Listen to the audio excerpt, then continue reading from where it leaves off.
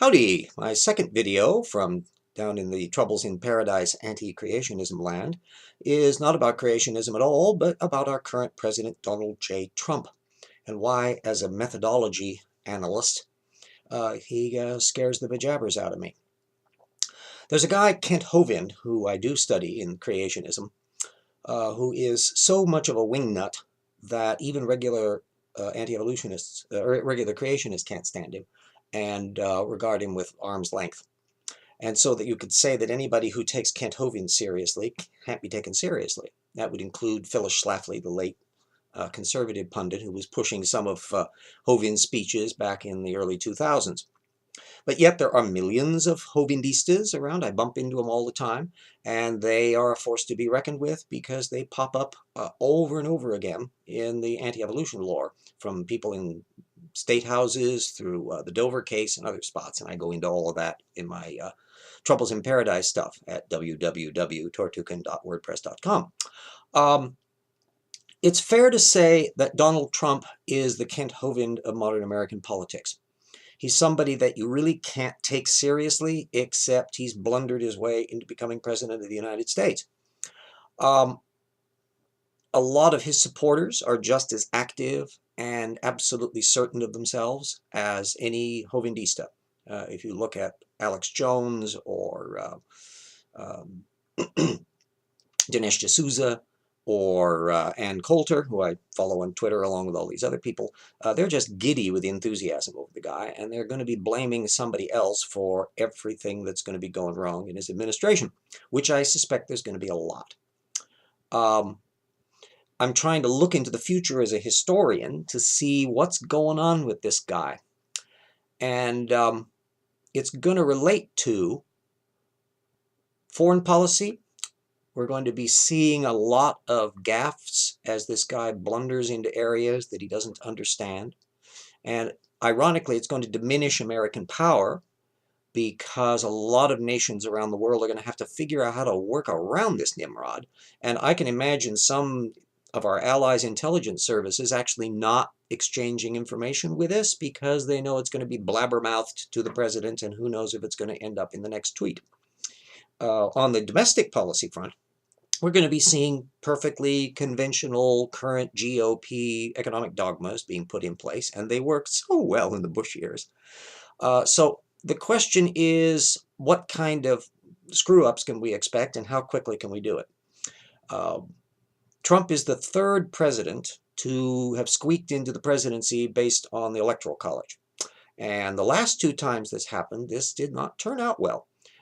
Benjamin Harrison in 1888 managed to screw the economy up so fast that he plunged us into the worst depression of the 19th century and bunged up poor Grover Cleveland, who got reelected just in time to not be able to handle the mess.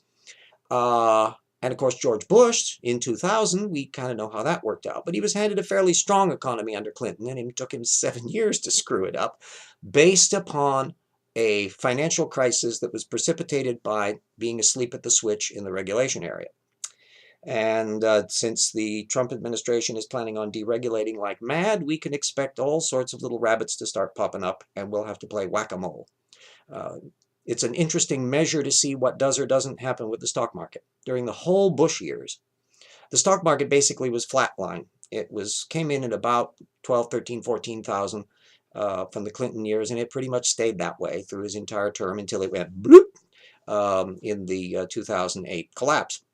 So we can expect the stock market to oscillate around 19, 20, 21,000 for quite a while, until maybe the next speed bump when we go turning turtles. That's the policy end of things. Where things get really creepy has to do with Donald Trump's temperament and the vicious, insane anti-media rants that this guy goes off on, except for Fox News and Alex Jones, I guess. And this stems back to the reasons why I was really worried about Trump. Not so much because his economic policies would be inept, although they are, but because of the temperament that is the most dictatorial, narcissistic, incapable of ever admitting he's wrong, of any person who has ever existed in the entire history of American politics that I'm aware of. It's that extreme. And some of the areas we can see this constantly. his tendency to deflect criticism and immediately demonize opponents. In his worldview, there's only two things happening. You're either a winner or a loser. And if you're a winner, you're a superior person. He got that from his kind of eugenics-leaning dad. And he's retained that. Because he's a hyper-narcissist, he internalizes that. And so either you are smart enough to perceive how fabulous and wonderful and incredible and perfect he is, and therefore everything about you is okay because you recognize how magnificent Trump is, or you're a loser because you're too stupid to recognize how fantastic and incredible he is. You see this constantly in the little petty tweets that he does. When the Hamilton cast dumped on Vice President Pence at their performance, and rather politely dumped on him, I must say. They were not uncivil about it. It was Trump who went ballistic, not pasty-face Pence. And what did he immediately do? He was saying, some people think that Hamilton is overrated. I'd love to know who some of those people are and check to see if they have a functioning brainstem. Hamilton is one of the great musicals of the 21st century. It's a magnificent masterpiece. And the idea that you could find anybody who regarded this thing as overrated, let alone anybody with any critical skill, is just preposterous. But notice how he deflects. If Trump is criticized by Hamilton cast, then the play itself must be defective, and everything about it must be inferior and a loser, sad, da-da. You can see him put his little bits in. Same thing happened with Meryl Streep, which says, oh, she's overrated. What? Are you nuts? You can disagree with her political positions, but she is one of the great actors of our time. So we're getting things with Donald Trump that really trouble me. And the most recent example, which displays the same sloppy Tartucan mindset, I go into that at the website and then as well, this notion about how people believe things that aren't true, and this turtle mind that has impervious mind shells. Trump is the most Tartucan mind ever to occupy the presidency. And the thing he was doing about the supposed voter fraud, where he's violating all the same problems that we see with creationists and flat earthers.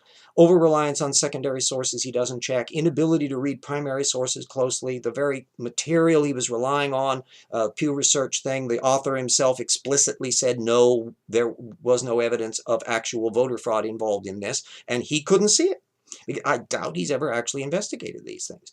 Trump is the least read, least informed person on just general history and civics, let alone the science area, where I'm sure he's an absolute scientific illiterate. We're going to be picking up the pieces of these multiple train wrecks for the next 3 or 4 years. We're likely to see upsurge in anti-evolution legislation, as well as other troubles with DeVos, now that she is Secretary of Education. We're going to have climate change stonewalling that's going on in the EPA.